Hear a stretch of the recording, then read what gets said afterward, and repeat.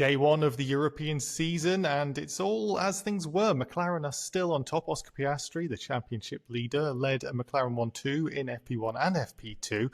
Norris not too far behind on a very, very tight field.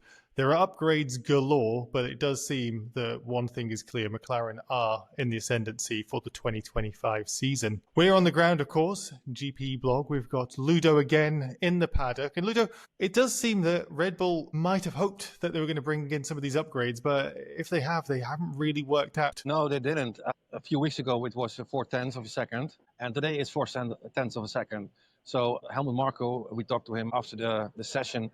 He acknowledged that it wasn't what they hoped for. On the other hand, we've seen this before the last few weeks and the last few months, and I think even the last year. It looks like Red Bull doesn't have a clue what's the problem, and trying, and well, again, a misfit. Is there anything Helmut said that is suggesting that things might get a little bit better from the constructor's point of view? No, they don't think it's going to get better. This was also the first time today that he said, probably for the rest of the year, we can't catch McLaren. That doesn't mean that they're not going to try. So that doesn't mean that they're already moving everything for 2026. But realistically, he said 4/10 of a second on an average track, they're not going to win a lot of races, especially also with the tire management from McLaren. It's going to be a very, very long season for Red Bull at this moment. Let's talk about McLaren a little bit. It does seem that Piastri has just got that slight edge from Friday only. It's very, very early on the weekend, but it's them very much at the top. They do seem to be in control, this car. Everything in the team seems to be a very slick operation at the moment. Yeah, exactly. And you see that Piastri has a lot of confidence at the moment. He's the man to beat, I think, this weekend. And though probably it's also the number two again. He doesn't want to say, well, this is going to be a very difficult task. He perhaps wants to say that only in summer. That's what he told us yesterday. But I don't know how Piastri is going to give this away in this kind of form and with this car. It really looks like Piastri has grown and is now a better driver than Lando, I think. The big thing that a lot of the teams seem to be maybe waiting for is the end of this triple header when they go to Spain, and we've got the FIA's directive. And accusations of cheating are flying around. I know you have some news on that. Yeah, Andre Stella was in the press conference for the team members. He was asked about it. Well, he was kind of pissed, and he also laughed about it because he thinks, well, let my competitors complain about everything. So that means their focus is not on the car. We don't have anything to hide. We don't do anything wrong.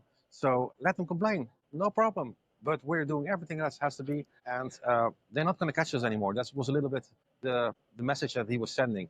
And to be honest, Marko also said that this is not going to work. And also not from Barcelona, because a lot of teams think that in Barcelona, when the new flex wings regulation is going to be there, the pecking order will change. But to be honest, McLaren doesn't think so, Mercedes doesn't think so, and now Helmut Marko and Red Bull don't think so either. The first Italian race of the year. I'm very jealous from a food point of view. And you told me earlier that you had spoken to a certain legend from the country who is in the paddock this weekend. Yeah, well, he's in the paddock because he's the boss of the circuit, Gianluigi Minardi, the former team boss of the legendary Minardi team.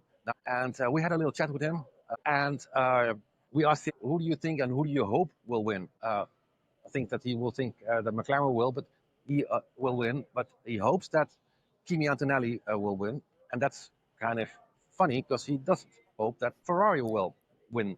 Here on the stands, there are thousands and thousands of people in red, all hoping for Ferrari. But Minardi says, I hope Kimi won, Carl number 2, and Lewis number 3. I couldn't imagine the jubilation if that actually was to come to pass. I know Kimi is obviously a very, very popular boy in the area. And I saw, Ludo, I don't know if you saw it yourself, that he's brought half of his school into the track this weekend. What was that like? Yeah, well, I've heard it also. Perhaps you don't know, but he's still going to school. On the other hand, on paper, because he's not following any courses, but he's going to school this year and he has to do an exam this year. And he still has some students, his friends, and they were here indeed. Pretty funny. Makes me feel extremely old, Ludo. I'm even older. I didn't say it. You said that. Oh, no, Ludo. But I know you're a busy man and you've got another press conference next. So you've got stuff to do, Ludo. So I'm going to let you go.